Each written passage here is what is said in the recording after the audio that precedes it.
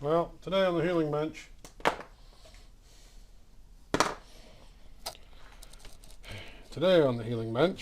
a wool winder, a ball winder, I guess you'd call it. You see this is on a jaunty angle here. That's this spinema thing. And this spins around this off angle, which makes these nice wound up balls of yarn, which are useful for things like the lady of the house uses them for weaving purposes, winding warps and stuff, I think. So I've exploded that into its component pieces here, and I'll tell you why. You see it has this janky little Z-bend handle thing. Well, I thought we have a lot of yarn in the house, and there's a lot of, and inevitably you clamp this. There's this little clamp mount. Inevitably this gets clamped to something that's like too low or a little too high or some weird position, so you're winding on a weird angle and it's hard on your wrist or your shoulder or something after a while if you have lots of this to do. So I thought a feller could maybe improve that. So I pulled her apart, all a part here. I took some of the Z-bend out of that handle with a torch and a hammer. Then I can knock this off because I don't need that extra length really. And I think I'm going to try to mate this onto it. So this would chuck up in a cordless drill really nicely. And then this gives us two U-joints. So you have a lot of freedom of angle and position for the operator.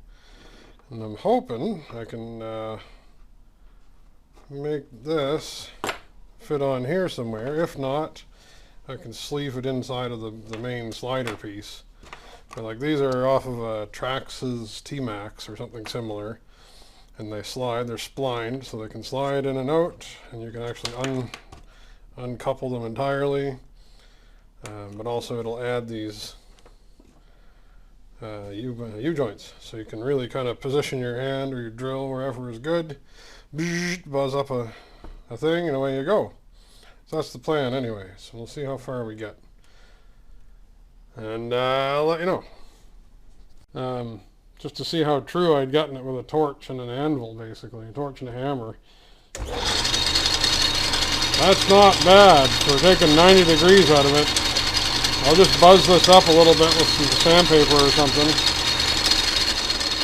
just where it's been hammered on a little bit and clamped in the vise a little bit. I'll just clean that up just so there's nothing snagging. It's basically the thing runs on a plastic bushing, so try to be gentle with that. Awesome.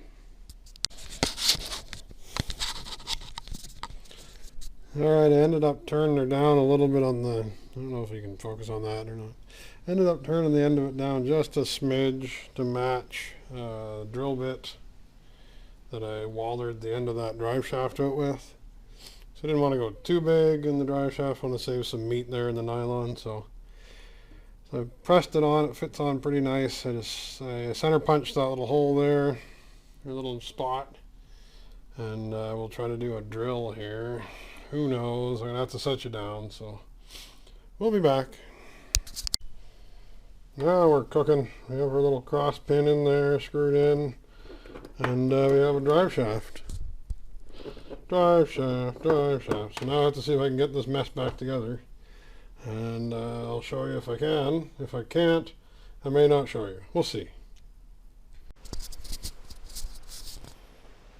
Well, miracles may never cease. It is going back together. So there's that gear set in there turning. This one has to go down on top. This will be the last thing to go on because it's kind of in the way. Next is this clampy bit. So this goes through the body here. And that clamps by pulling this up against the bottom of the table. Now, interestingly enough, this had a little, had a divot drilled in the end of it here, and then it's flared out and kind of pinged in place. And this, I don't know if you can see that or not, in this little hole here. So that captures the bottom of this thumb screw thing.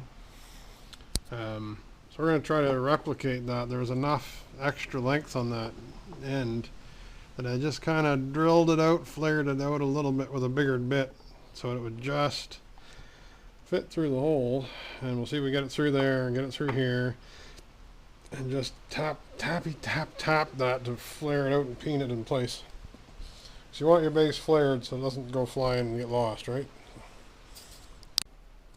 I gotta say, sometimes I amaze even myself. Look at this bad boy.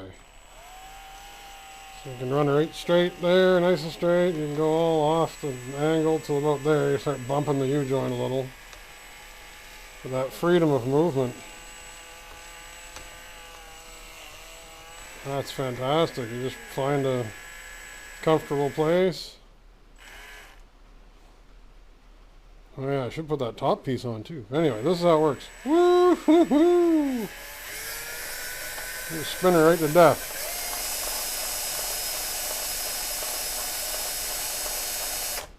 Works good. And then, you know, if you don't have a place to set the drill down, you can just pop the sleeve, the spline sleeve off. And you could crank this by hand if you wanted to. So, I think that's pretty friggin' awesome. I'm very pleased with that. And hopefully somebody out there can use the idea, maybe. Thanks for watching. Keep your stick on the ice. Sorry about the potato quality here, but there's your proof of concept. That bugger really does wind a ball, which is a sentence I may not have expected to say today. Anyway, cheers.